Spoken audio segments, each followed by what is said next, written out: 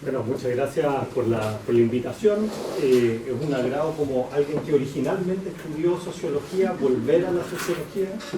Yo siempre digo que cuando la ciencia política se pone muy aburrida, digo que soy sociólogo. Cuando la sociología se pone muy aburrida, digo que soy politólogo. Pero en el fondo hago sociología política y de hecho lo que les voy a conversar hoy día tiene que ver con eso. Este es un estudio que nosotros presentamos hace un par de meses aquí mismo en la Universidad Católica y lo que yo les voy a contar es el grueso de ese estudio. Les voy a hacer una pequeña introducción un poquito más macro de qué se inserta ese estudio. Aquí hay un par de copias que las pueden circular, están abultadas en la oficina, así que si alguien se las quiere quedar no se preocupen. Y también les cuento que ese estudio tiene una previa, que también está ahí, que pueden circular, que se llama Apoyo y rechazo a la ultraderecha en América Latina. Esta agenda de investigación está financiada fundamentalmente por Open Society Foundations, que me ha permitido hacer encuestas y grupos de discusión tanto en Chile como fuera de Chile. Y en el caso particular de este estudio, que se sustenta en grupos de discusión, yo soy la persona que coordina este estudio, pero hay varias personas que trabajaron detrás de este estudio, ayudantes de investigación que trabajan conmigo dentro de este laboratorio de estudio para la ultraderecha, uno de los cuales creo que está por aquí presente, que es Samuel Carlegui, que también nos ayudó y asistió a varios de los grupos de discusión, y fundamentalmente con el equipo de SUB, con Cristian Ayala y con Josefa Guerra, que fueron quienes nos ayudaron en el diseño y la implementación de los grupos de discusión. Así que, si les parecen fantásticas las ideas que yo desarrollo, no es necesariamente porque sea yo el que las desarrolla, sino porque hay un equipo de altas personas que han trabajado detrás de esto. Antes de entrar como a la estructura de mi presentación, parto de una idea muy básica, y es cuál es la motivación de realizar este estudio. Y la motivación del estudio es que en el debate comparado, que es lo que sabemos, de que tenemos una gran tensión entre dos tipos de derechas, que es lo que normalmente llamamos la derecha convencional o derecha mainstream, y lo que se llama la ultraderecha o far right. Y ese debate que por mucho tiempo desde Chile lo veíamos como algo lejano, estamos viendo que es algo que aterrizó en el contexto chileno y lo estamos viendo en el escenario político actual, donde tenemos candidatos que por un lado los podemos pensar que están en el espectro de la derecha convencional y otros que están más bien en el contexto de la ultraderecha. Sin embargo, y aquí viene la motivación del estudio, sabemos de que esa competencia política existe, tenemos candidatos presidenciales diferentes que de hecho van a ir en listas parlamentarias diferentes, pero nuestra pregunta de investigación es hasta qué punto las bases de apoyo electoral de esos distintos proyectos políticos son diferentes o no son diferentes. Y esa es la motivación central del estudio. Respecto a la presentación del día de hoy, que se sustenta fundamentalmente en el grueso de lo que está ahí en el estudio, voy a partir con algo de conceptos, de cómo es que normalmente en ciencia política definimos qué es lo que es derecha o ultraderecha, y les voy a hablar algo muy breve, que sobre todo para esta audiencia no tiene mucho sentido, pero explicarles un poquito de qué es lo peculiar quizás del caso chileno en perspectiva comparada. Después voy a entrar con algo de información contextual donde a partir de una encuesta representativa de la población nosotros tratamos de perfilar quiénes son los votantes de derecha convencional y quiénes son los votantes de ultraderecha. Y después de eso voy a pasar al grueso del estudio, que son los grupos de discusión. Les voy a contar un poco cuál es el diseño metodológico detrás de esto, que nosotros hicimos 6 grupos de discusión con seguidores de la derecha convencional y 6 grupos de discusión con seguidores de la ultraderecha. Esos grupos de discusión se llevaron a cabo justo antes de la elección municipal que nosotros tuvimos el año pasado. Después les voy a presentar cuáles son los resultados más relevantes y algunas conclusiones para abrir el debate.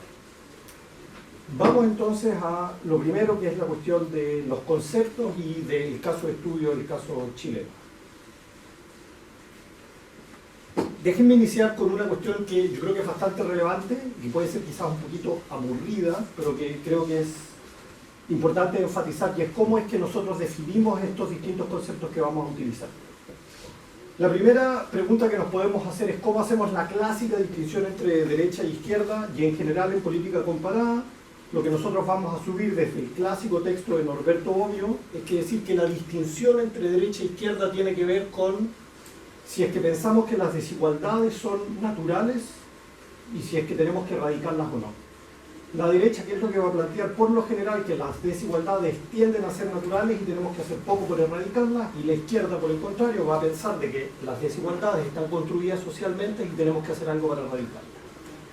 Es muy importante que cuando hablamos de desigualdades, por mucho tiempo la ciencia política pensó esas desigualdades solo en la dimensión socioeconómica. Y siempre tendemos a tomar como proxy de derecha a izquierda Estado mercado. Pero ¿qué es lo que sabemos? Que en los debates sobre la ultraderecha, la dimensión socioeconómica en general es secundaria y las dimensiones socioculturales de la desigualdad son mucho más relevantes. Si es que nosotros partimos de ese supuesto, podemos hacer una segunda dimensión de análisis y es distinguir entre dos tipos de derecha, que es lo que a mí me interesa estudiar particularmente. Y es la distinción entre mainstream right, derecha convencional, y ultraderecha o far right. Y para hacer esa distinción, los criterios que nosotros generalmente utilizamos son dos. ¿Hasta qué punto esas ideas de derecha que se defienden son moderadas, o son muy radicales o extremas? Y en segundo lugar, ¿cuál es el vínculo que se mantiene con el sistema democrático? Yo siempre pongo el siguiente ejemplo. Pensemos en el matrimonio igualitario. Angela Merkel, que generalmente la vamos a considerar como alguien de derecha convencional, estaba en contra del matrimonio igualitario. Y decide que se debata en el Parlamento alemán, en el Bundestag al respecto, y ella vota en contra. Lo cual la posiciona como alguien que es conservador. Jair Bolsonaro está en contra del matrimonio igualitario y él dice, si yo tengo un hijo gay, lo mato. Tenemos dos personas que están en contra de una posición, pero uno lo hace con mucho más radicalidad que el otro.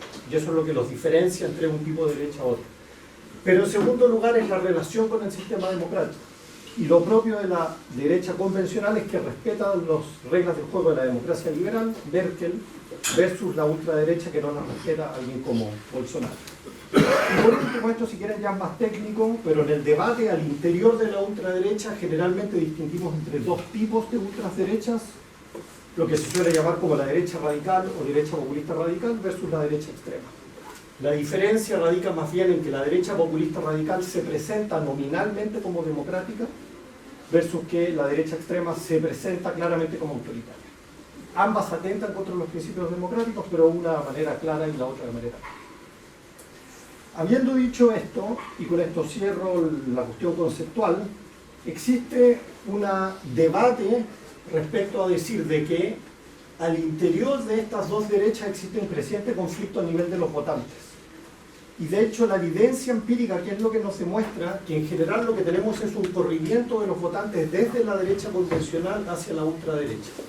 Y tenemos muy poca evidencia empírica respecto al argumento de una serie de otros autores que lo que nos dicen es que el crecimiento de la ultraderecha es por culpa de la izquierda. Porque la izquierda se volvió woke, que es lo que pasó, que los antiguos comunistas hoy en día empiezan a votar a la ultraderecha. Empíricamente el sustento para esa afirmación, me atrevería a decir, y quizás exagero, es prácticamente cierto. El votante de ultraderecha, y si le creen al profesor Matías Baxter, que ha estado trabajando conmigo en un paper que estamos trabajando con data del SOC, que es lo que muestra que en general son personas que históricamente votaron a la derecha convencional. No hay cruce desde el mundo de la izquierda radical, hacia la ultraderecha. Es un argumento que teóricamente suena muy lindo, pero que empíricamente tiene poco sustento. Habiendo hecho ese ejercicio conceptual, paso ahora muy breve al caso de Chile, y qué es lo que yo creo que es peculiar del caso chileno y interesante de considerar. Si pensamos en lo que consideramos en Chile como la derecha convencional, que es UDI y RN, son dos partidos que la literatura los trata como Authoritarian Successor Parties. ¿Qué es lo que son esos tipos de partidos? Son partidos que provienen de un régimen autoritario y que se adaptan al escenario democrático. Piensen ustedes en el Partido Popular en España, es muy similar. Históricamente se llamaba Alianza Popular, estaba poblado por franquistas, y de hecho hay una travesía del desierto de Alianza Popular de más de una década, 20 años, que es el auge del PSOE español, y solo cuando el PP logra moderarse, logra acceder al poder, que es con José María Aznar, que es muy similar a la historia chilena, y la figura clave en ese proceso de moderación programática se llama Sebastián Piñera. Piensen ustedes que en el primer gobierno de Sebastián Piñera acuña el concepto de los cómplices pasivos. Piensen ustedes que en la segunda administración de Sebastián Piñera se le podrán hacer muchas críticas a su gestión, pero se mantuvo dentro de las reglas del juego durante el estallido social y de hecho pavimentó el camino para que se realice un proceso de referéndum para cambio de la Constitución. Desde ese punto de vista, ¿cómo entendemos de que en Chile surja la ultraderecha, que está siendo ejemplificada por José Antonio Caz del Partido Republicano? Y gran parte de la explicación es la misma moderación de esa derecha convencional. Y en esto yo creo que José Antonio Kast tiene un punto. Él dice, yo nunca he cambiado. Yo siempre he sido un conservador. Quienes cambiaron son los otros. Y de hecho él siempre dijo, yo estoy en contra del aborto, estoy en contra del divorcio, estoy en contra de todas esas temáticas morales, pero la UDI me abandonó. Y por lo tanto lo que vemos es que, producto de esa misma moderación de la derecha convencional, se abre un espacio para que surjan opciones que están a la derecha de esa derecha convencional. Y cierro la parte conceptual con uno de los mayores riesgos que yo veo. Yo creo que el riesgo en el cual está Chile no es solo de que José Antonio Kast, la ultraderecha, acceda al poder, sino que el proyecto del Partido Republicano y de José Antonio Kast, en estricto rigor, es que de UDI y RN vuelvan a sus orígenes. ¿Y cuáles son los orígenes de UDI y RN? Claramente conservadores en la dimensión socioeconómica y sociomoral, pero con una relación muy conflictiva con el sistema democrático. Y sobre todo hoy en día que Sebastián Piñera no está, yo creo que ese riesgo está claramente presente. Habiendo hecho este primer barrido como conceptual, paso ahora al estudio propiamente tal, donde nosotros tratamos de estudiar las bases de apoyo para estos dos tipos de derecha. ¿Qué es lo que nosotros hicimos inicialmente? Tomamos una encuesta representativa de la población cara a cara de 1.500 casos que la hicimos justo antes del plebiscito constitucional del 2023. Y la pregunta que nosotros utilizamos es el indicador que se llama propensity to vote, cuán probable es que alguien esté dispuesto a votar por un candidato en una escala que va del 1 al 5. Y nosotros sumamos los 4 y 5, las personas que dicen que definitivamente sí votarían o probablemente sí votarían por Evelyn Matei o por José Antonio Kast, pero lo interesante es que distinguimos a aquellos que nos dicen que sí votarían por Evelyn Matei y no votarían por José Antonio Kast. Y simultáneamente el ejercicio diferente a aquellos que sí votarían por José Antonio Kast, pero que no votarían por Evelyn Matei. Y como ustedes pueden ver, lo que encontramos es aproximadamente números equivalentes, un 12% de la población, que podríamos decir es el votante duro, vale decir, es que me dice yo voto Matei, pero no estoy dispuesto a cruzar para el otro lado, y viceversa. Y encontramos un 18% de la muestra que podría votar indistintivamente por cada uno de ellos. Y lo que les voy a mostrar ahora en un par de fotos así, es hasta qué punto son diferentes esos dos tipos de votantes o no, y la respuesta corta es que sí. Son votantes muy diferentes en sus posiciones ideológicas, y eso es lo que después nosotros tratamos de ahondar con el estudio cualitativo que les voy a comentar en unos minutos.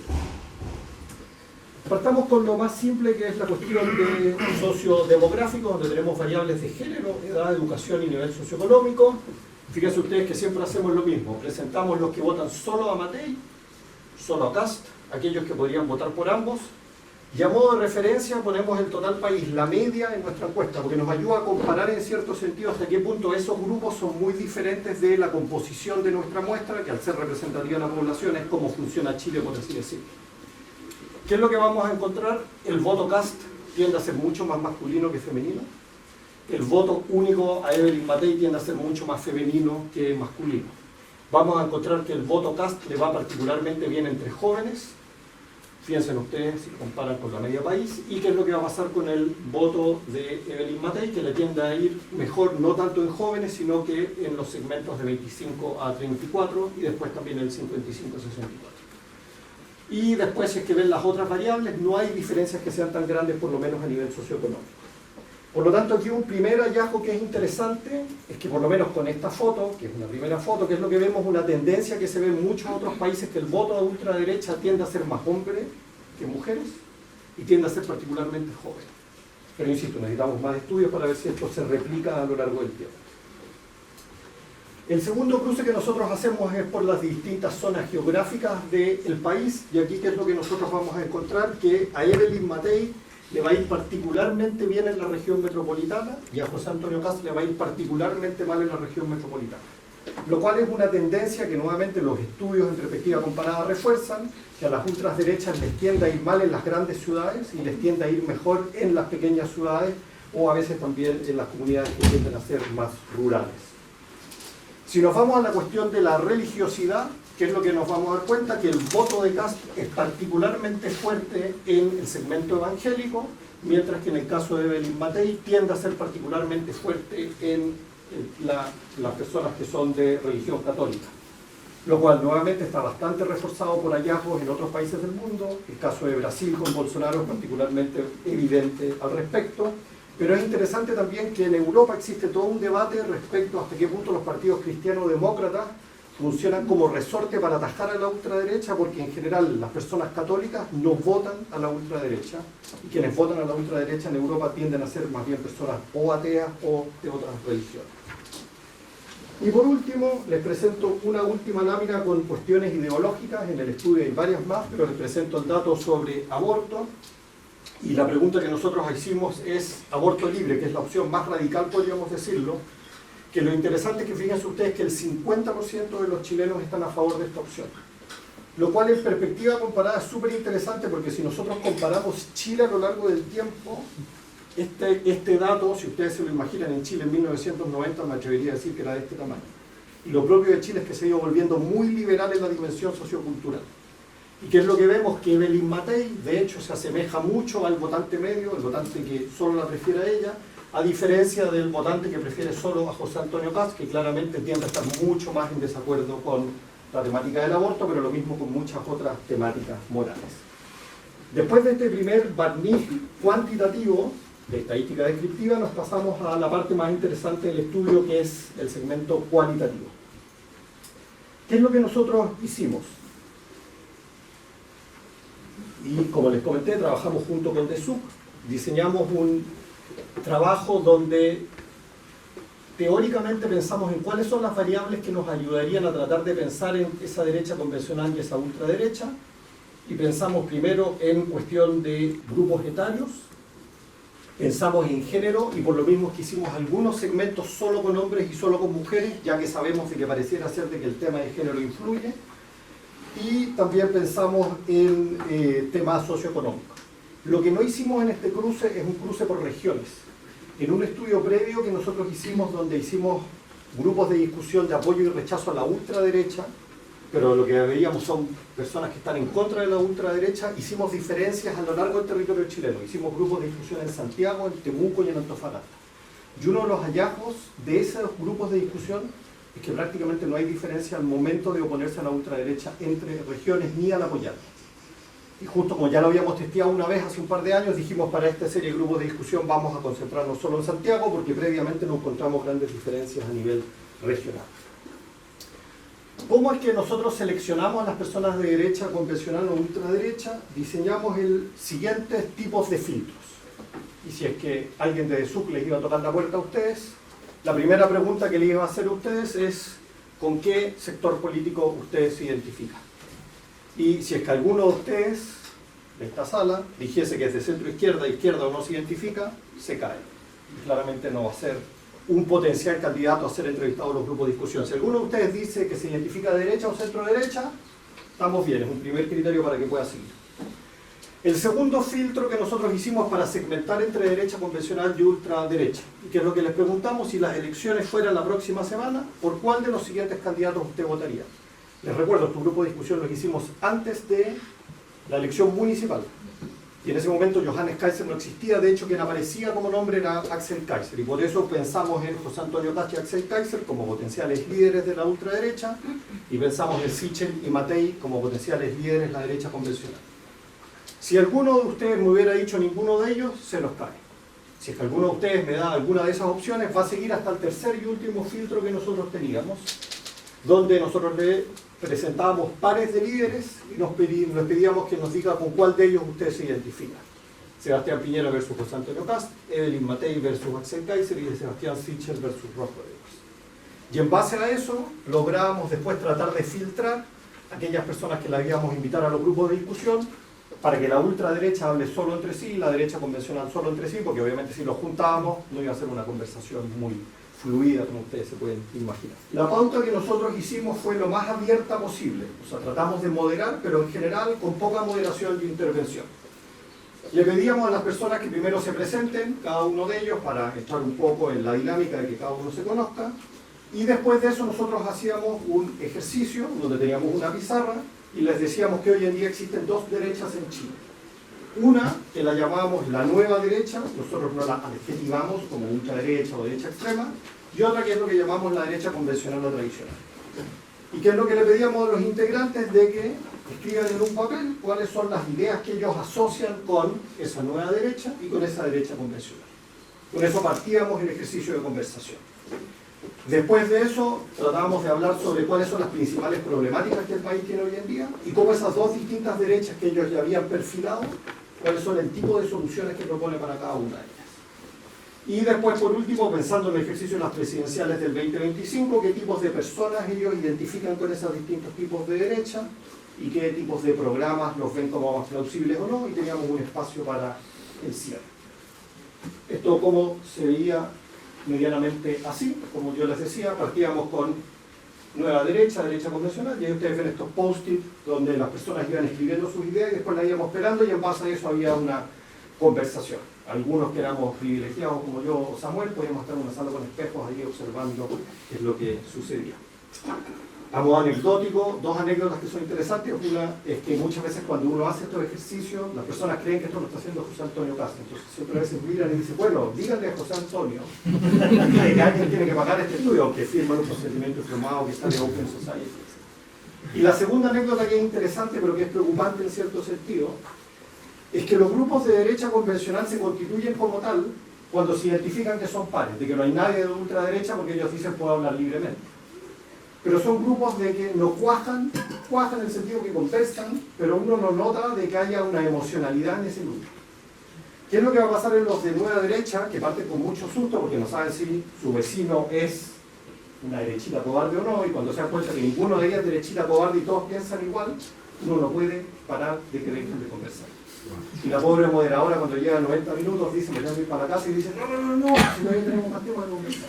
Y cuando ya la moderadora no le queda energía, se tiene que ir, empiezan a decir, dame tu teléfono porque por fin nos encontramos.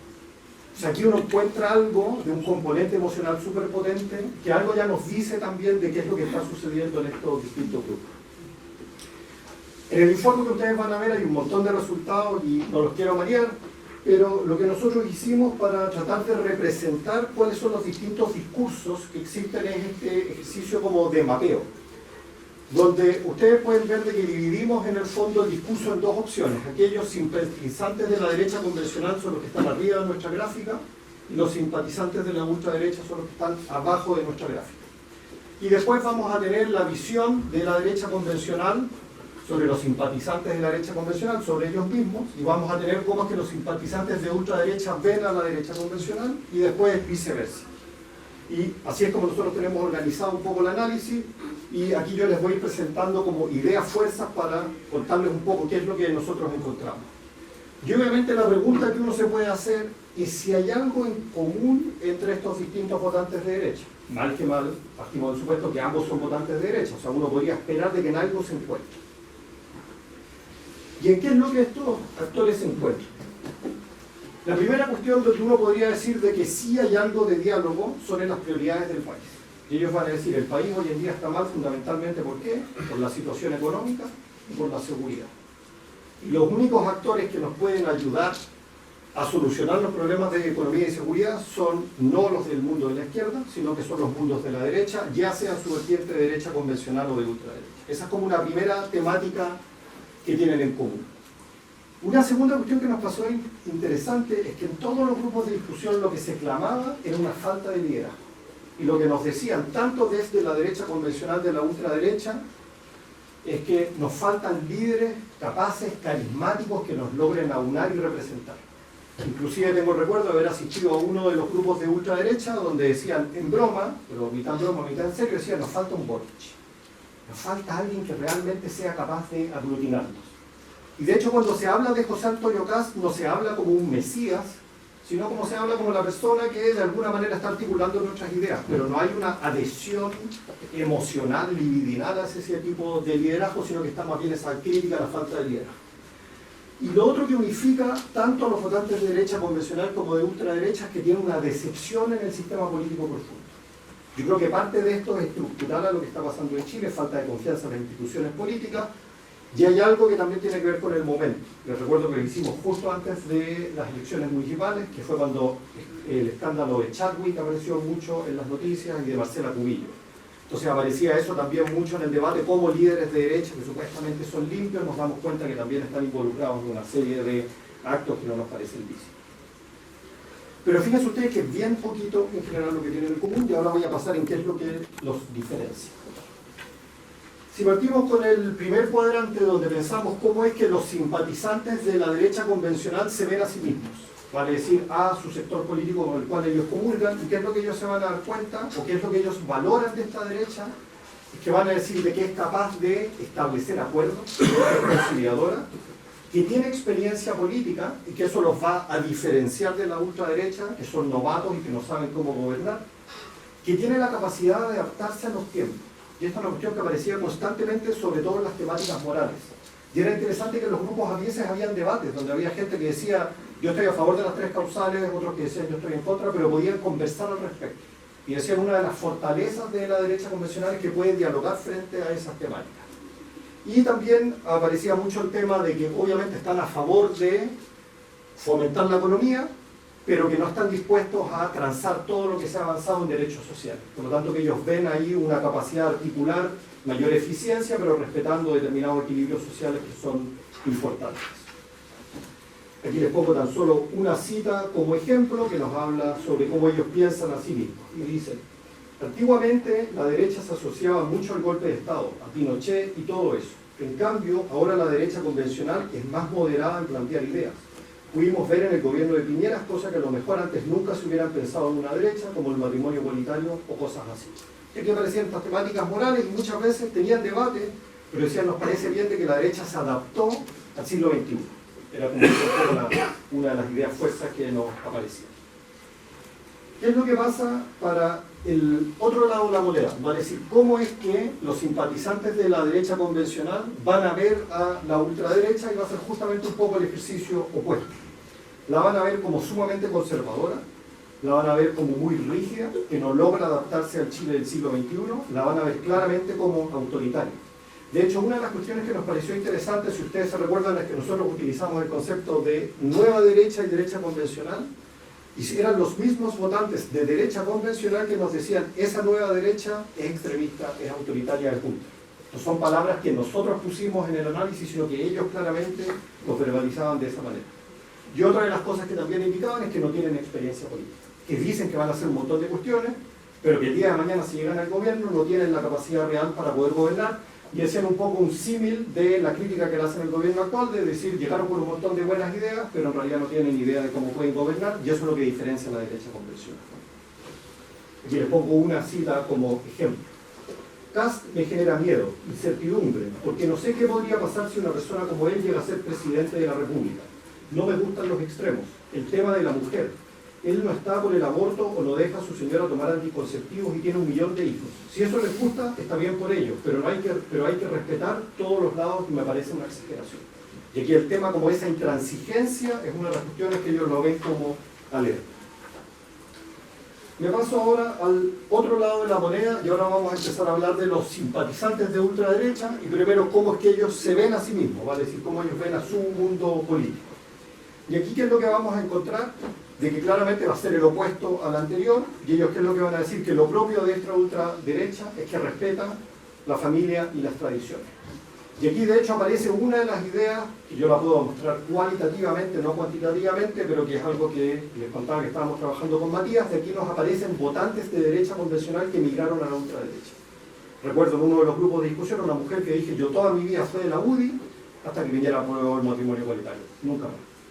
Y yo transito ahora a esta otra derecha que sí respeta la familia y los valores, pero nuevamente este reflejo que tenemos un tránsito de derecha convencional a ultraderecha, pero no encontramos en ningún grupo de discusión que me diga, yo fui comunista en mi vida, y hoy en día, porque la izquierda se volvió woke, pasé a votar ultraderecha.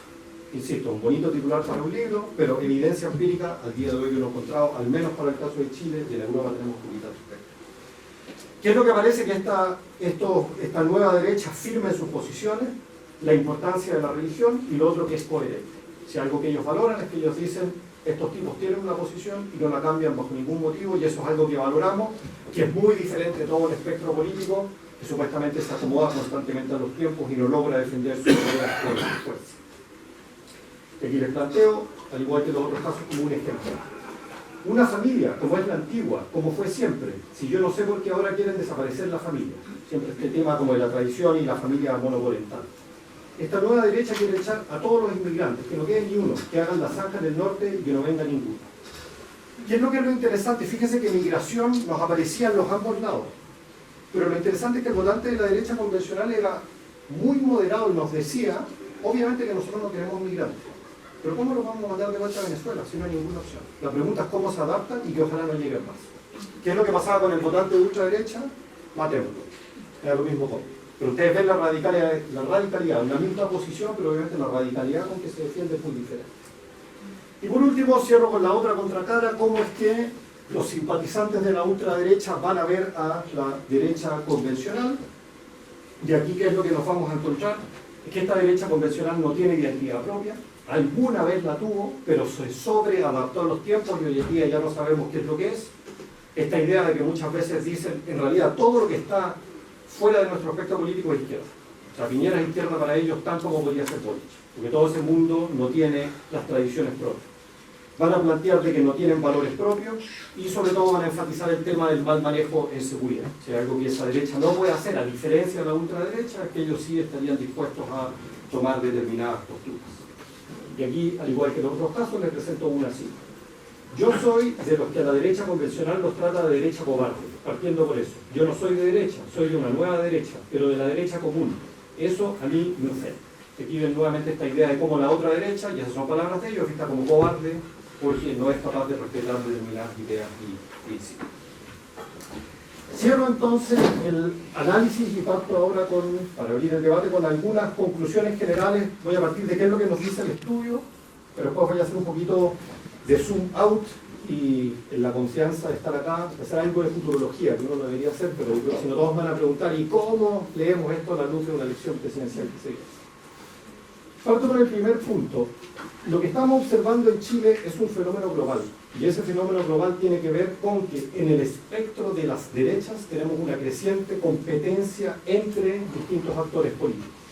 Y lo que nosotros queríamos ver es hasta qué punto esa competencia que vemos a nivel de élite, si tiene un cierto anclaje a nivel ciudadano o no, y que es lo que nosotros primero mostramos con datos estadísticos, más bien simples, de que sociodemográficamente están apelando a grupos que son diferentes.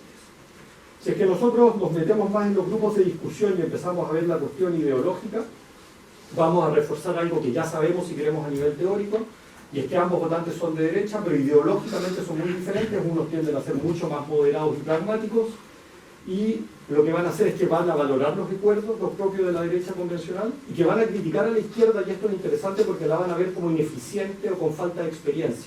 Pero aquí no aparece el discurso emocional en contra de la izquierda. ¿Qué es lo que va a pasar en cambio con los votantes de ultraderecha, que van a tener ideas mucho más radicales, que van a criticar a la derecha convencional? Y aquí aparece lo que en ciencia política llamamos como la polarización afectiva, donde hay un odio radical hacia la izquierda. Recuerdo una de las citas que aparece por ahí y dice: ¿qué es lo que me gusta de Milei? Cuando dice zurdos de mierda, y todos se ríen. Y ahí está esa risa del colectivo, que en el fondo lo que hay es esa bronca emocional, que insisto que no es solo una cuestión de experiencia política, ¿no? Y por lo mismo es que no quieren acuerdos con esa izquierda porque la ven como el enemigo absoluto. Lo otro que me parece importante de pensar es respecto a la potencial alianza que podría existir, porque uno podría decir, bueno, si son votantes que son diferentes, pero que todos vienen del mundo de la derecha, lo que podríamos pensar es una potencial alianza. El problema es de que en un nivel práctico, y eso lo notan las conversaciones, si yo tratase de juntar a esos grupos a conversar es muy difícil, porque unos ven a los otros como radicales y los otros los ven a las otras como cobardes. Y por lo tanto, ¿qué es lo que nosotros sabemos a nivel comparado? De que cuando esas derechas terminan colaborando, quien termina perdiendo es la derecha convencional y quien termina ganando es la ultraderecha, porque termina siendo fagocitada por la derecha convencional. Si alguien tiene dudas al respecto, los invito a ver lo que está sucediendo en Estados Unidos, y si alguien me nomina algún agente del Partido Republicano que sea medianamente moderado, me manda la información, porque yo no he encontrado ninguno aquí de hoy. Cierro entonces ahora con el último punto para corte al tiempo, y es la futurología. ¿Qué va a pasar a fin de año? Y lo que yo les puedo decir es que no sé. Pero les puedo proveer algo de información para hacer el juego en la futurología. La pregunta que yo les mostré sobre propensión a votar, yo la vengo haciendo en varias encuestas a lo largo del tiempo, todas representativas de la población de Chile a lo largo del tiempo. Tengo mediciones, como ustedes pueden ver, para el 2021, 2022, 2022 y 2023, donde es nuevamente cuán probable es que el día de mañana usted vote por José Antonio Cast. Y fíjense ustedes que aquí lo que nosotros encontramos es que a lo largo del tiempo baja, y claramente no sabe, no responde, porque todos conocen quién es José Antonio Kast, pero uno nota una estabilidad en el rechazo a José Antonio Kast que es muy alto, que ronda el 55% de la población. Vale decir, el 55% de los chilenos me dice, yo no quiero votar a este caballero. Y fíjense ustedes el nivel de polarización, porque la gente definitivamente no quiere, o hay algunos que definitivamente sí lo quieren. Por lo tanto, si yo me baso en esta primera evidencia, uno podría decir que este caballero no va a ganar la elección presidencial. La realidad es un poquito más compleja, porque si tuviésemos en Chile un sistema parlamentario como en Europa, este caballero no es primer ministro. Pero en América Latina y en Chile tenemos elecciones presidenciales con segundas vueltas electorales. Y en las segundas vueltas electorales, si es que pasa este caballero, la pregunta que nos tenemos que hacer es si es que el competidor tiene una tasa de rechazo mayor o menor. Porque quienes ganan las segundas vueltas electorales son aquellos candidatos que son menos rechazados. La gente vota por el mal menor. ¿Se recuerdan ustedes la elección presidencial Boric-Kast? Nosotros hicimos exactamente esta misma medición, que es la del... Esta tiene que ser, porque la elección presidencial de Kast fue acá, ¿no? Sí, 21. Fíjense ustedes que la tasa de rechazo, si era la suma del 50,3 más el 4,5, era 55%. La tasa de rechazo de Boric era del 45%. Cuando tuvimos ese dato dijimos Boric va a ganar. No porque esté lleno de Boric lovers, sino porque hay muchos Kast haters. Eso fue lo que le permitió a Boric ganar la segunda vuelta electoral, y recuerden ustedes que subió la participación electoral en 10 puntos. ¿Y dónde subió? En mujeres y en grandes centros urbanos. El problema de Boric y su gobierno es pensar de que estaba lleno de Boric lovers, que no los había muchos Kast haters. Si es que uno aplica eso, y yo no tengo datos recientes porque estoy desarrollando una encuesta que la vamos a aplicar con el profesor Baxter y después se la presentaremos después de la primera vuelta electoral, pero si uno toma la última academia, una pregunta similar respecto a si es que alguien está dispuesto a votar o no por José Antonio Kast, fíjense ustedes, muy similar, donde vamos a encontrar que el 51% no votaría a José Antonio Kast, pero quien le sigue, que es Janet Jara, tiene una tasa de rechazo del 60%. Si ese dato se mantiene en el tiempo, pregunta, no lo sé, pero si se mantiene, está claro quién va a ganar la elección presidencial, si pasan esos dos candidatos.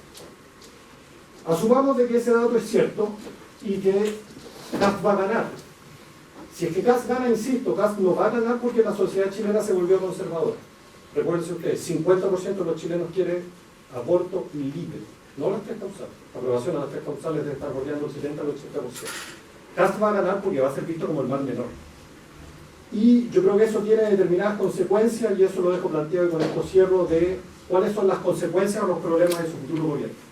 El primer tema, y es así como yo partí mi presentación, que es a mí lo que más me asusta, es la transformación de la derecha convencional.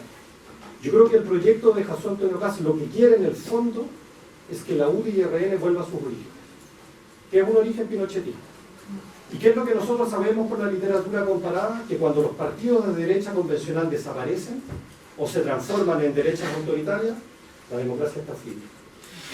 Estados Unidos, donde un partido que históricamente fue derecha convencional se transformó en un partido de ultraderecha. Este es el primer temor que personalmente a mí más me asusta, sobre todo porque Piñera, que fue el gran dique de contención, ya no está. El segundo problema que yo veo es una radicalización de la ultraderecha.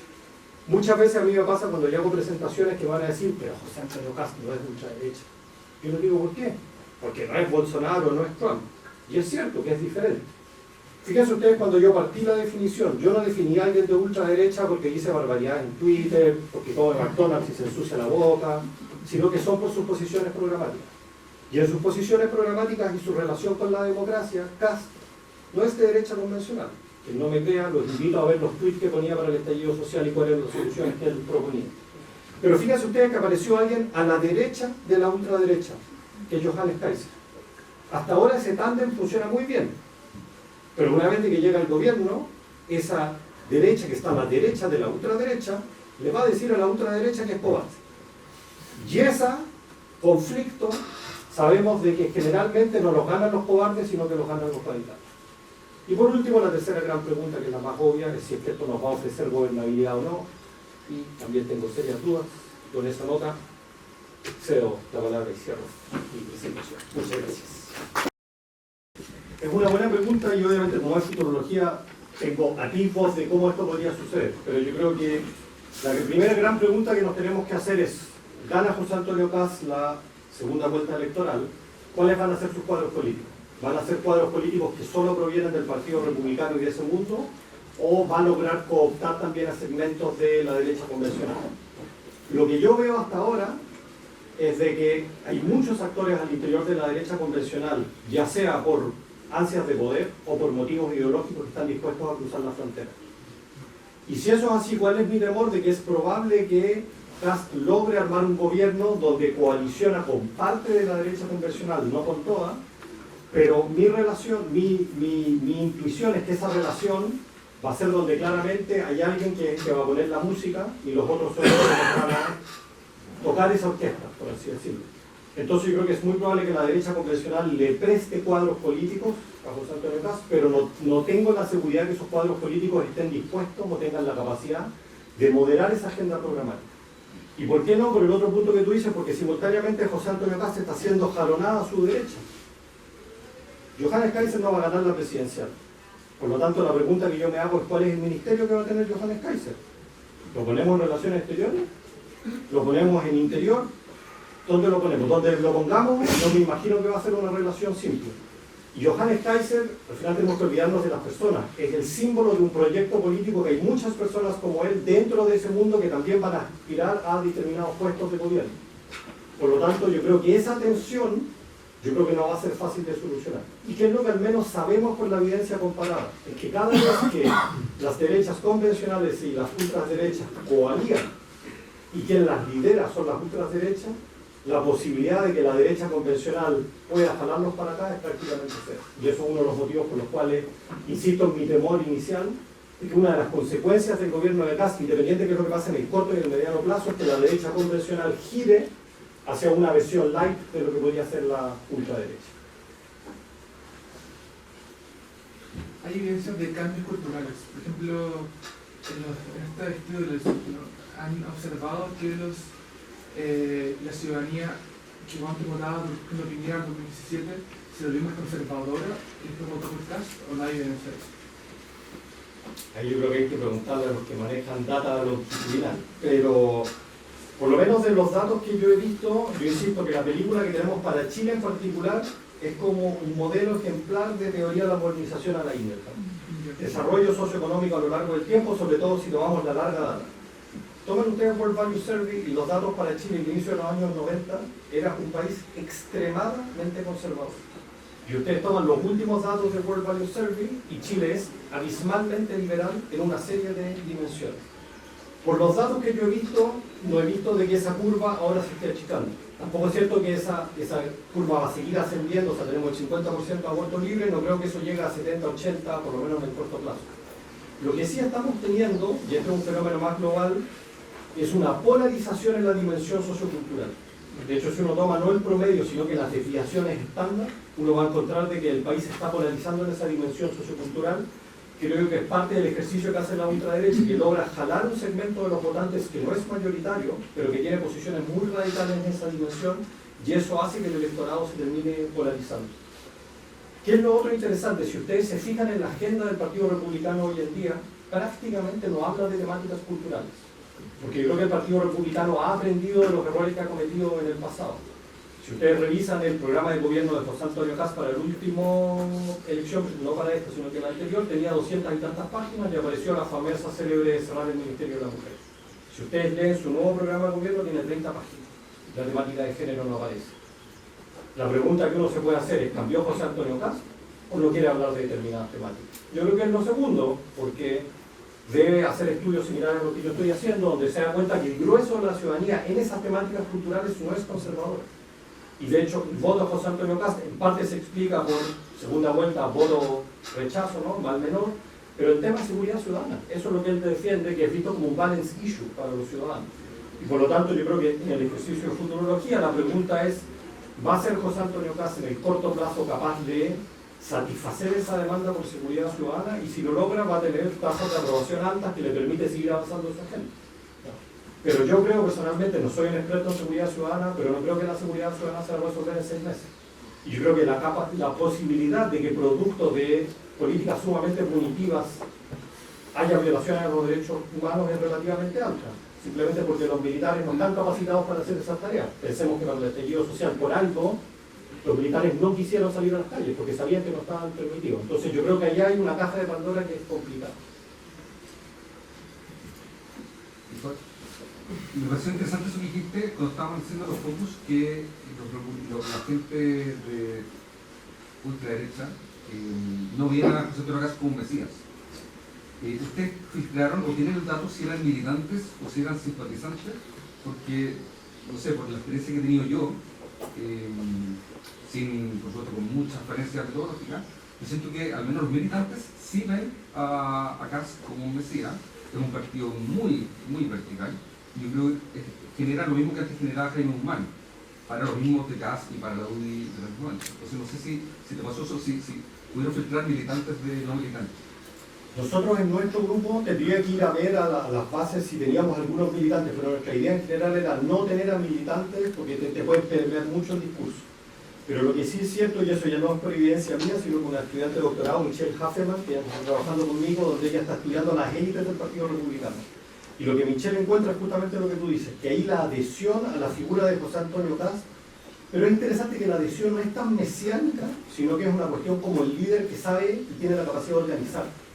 Aquí lo que nos aparecía, que no es a nivel de militante, pero sí de votante, y que es interesante, aparecía incipiente lo de Milei. Y lo que nos decían es, nos falta un Milei que sea un tipo que es carismático, que logra movilizar y conectar con determinadas emociones, que eran lo que le criticaban a José Antonio Caz, que lo ven muy cartucho, en el fondo. Que no es capaz de, en el fondo, decir una serie de barbaridades, y eso es lo que está esperando ese votante más duro, por así decirlo. De hecho, en estos grupos ahí apareció, en los segmentos de clase alta, apareció Johannes Kaiser.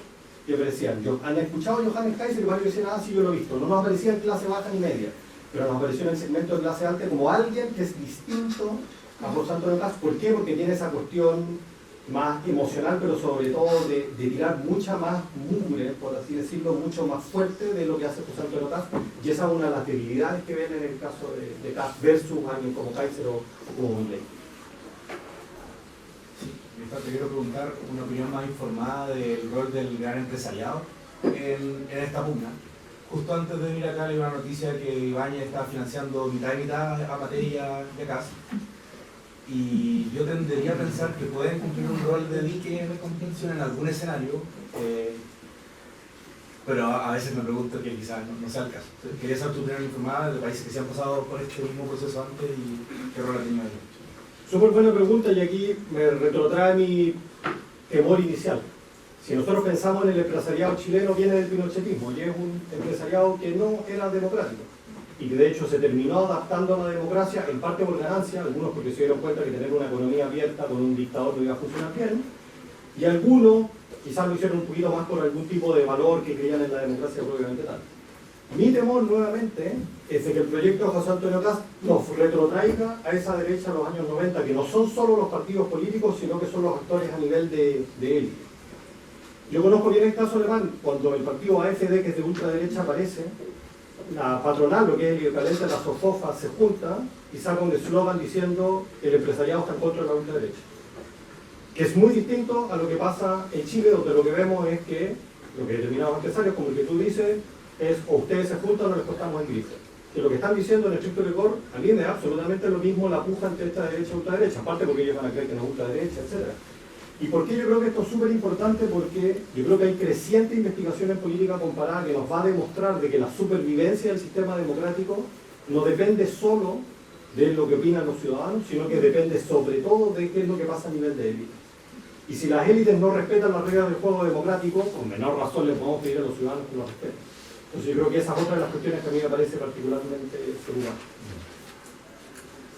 Profesor, yo tengo una duda quizá un poco más de perspectiva comparada, porque si uno igual revisa específicamente el caso chileno, la figura de Caz como que sigue un camino relativamente tradicional dentro de la derecha. Es militante gremialista de la universidad, es militante UDI, a diferencia, por ejemplo, de lo que uno puede ver en Argentina, que quizás Milei como que viene como de, bueno, es profesor universitario, pero viene del mundo del YouTube y genera un shock sobre todo como en gente joven. Trump también, que viene del mundo quizás como más empresarial, como que genera un shock más desde su forma de ser también. Bolsonaro, yo desconozco el camino político que tiene Bolsonaro, pero a partir de esa diferencia un poco en el camino que tuvo Caz, a diferencia de estos otros líderes, ¿se puede entender quizás una construcción distinta un poco de lo que sería la ultraderecha en Chile? ¿O a pesar de estas diferencias iniciales termina convirtiéndose un poco más en lo mismo? ¿Cómo ve usted?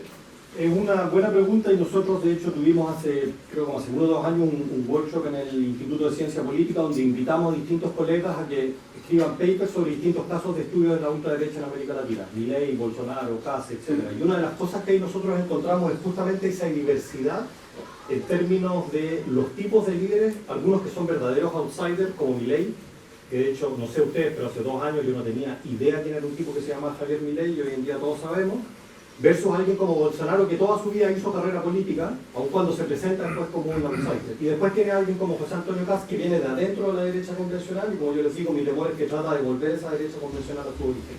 Por lo tanto, si uno hace el mapa de estas distintas ultraderechas, lo que uno va a encontrar es que los orígenes son muy diferentes. Pero una de las cuestiones que nos parece interesante en ese estudio es que si uno analiza las ideologías que profesan, uno puede encontrar de que hay elementos en común bastante importantes. Y la metáfora que yo siempre utilizo es que son primos pero no hermanos. O sea, si todos ellos se juntan en un asado, vamos a darnos cuenta de decir no son idénticos pero se parecen. ¿Y en qué cosas son las que se van a parecer?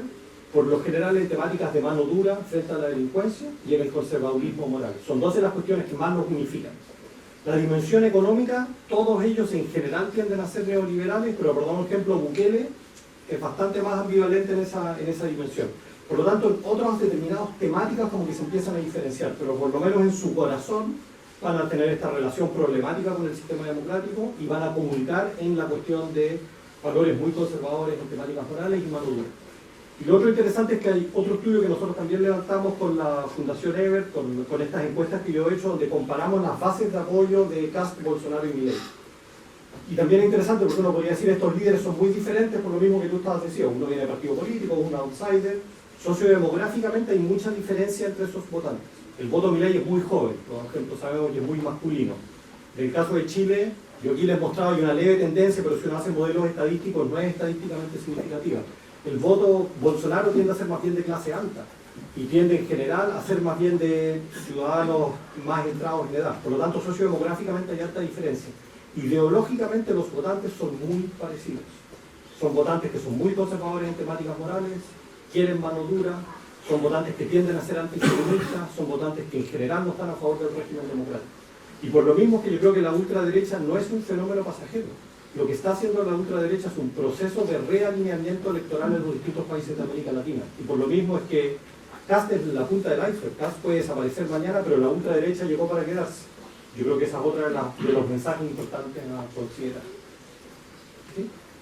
Bueno, primero gracias por la presentación. Es una pregunta más orientada hacia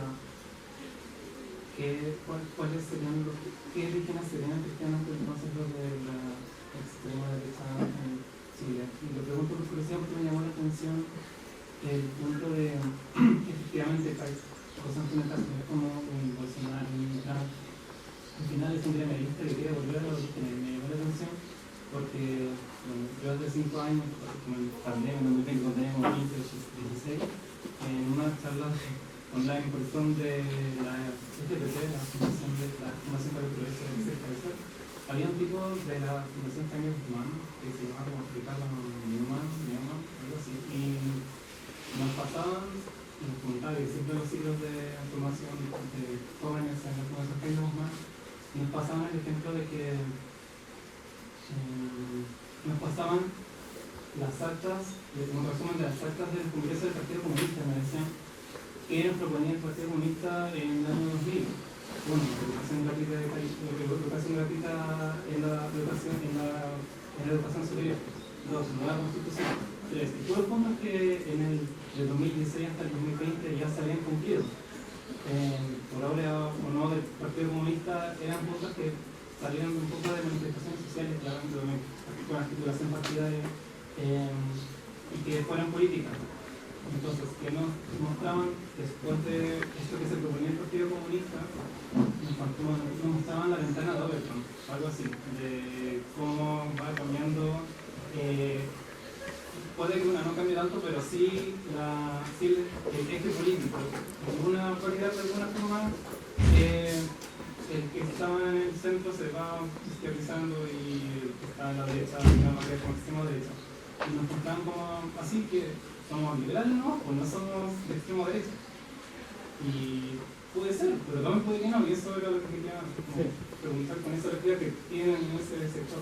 Sí, el honor al tiempo bien cortito porque creo que estamos, pero dos reflexiones. Una es que yo creo que la respuesta corta es que yo creo que los orígenes de esa ultraderecha es el pinochetismo, y que ese pinochetismo es claramente autoritario, que son los orígenes de la UIRN, que como les decía son autoritarios Successors Party. Yo me acuerdo que la encuesta de Salamanca de élites, la primera encuesta que hace a diputados de la UDI, había un segmento importante que decía que preferían la autocracia a un régimen democrático. Esos son los orígenes de esa derecha, pero que insisto, gracias a Piñera, no solo él, muchos otros empiezan a moderar programáticamente. Pero yo creo que tu pregunta es una conversación más de fondo, y es que yo creo que los sistemas democráticos a lo largo del tiempo, todos los sistemas democráticos se han ido liberalizando. Si es que uno va a las derechas convencionales de los años 60, yo les apuesto que decían unas determinadas cuestiones que a la luz de hoy en día nosotros vamos a decir cómo decían esas cuestiones. Pero esas derechas convencionales se han ido liberalizando. Si uno piensa en los partidos cristiano-demócratas en Europa o los partidos conservadores, nos dicen las mismas temáticas que planteaban antes en cuestiones culturales, que yo creo que tiene que ver con el proceso de transformación cultural que han vivido la gran mayoría de las sociedades en Occidente, pero quedan estos segmentos que no son mayoritarios, que son los que articulan estas ideas de ultraderecha. Creo que en honor al tiempo. Perfecto. Muchas gracias. Muchas gracias.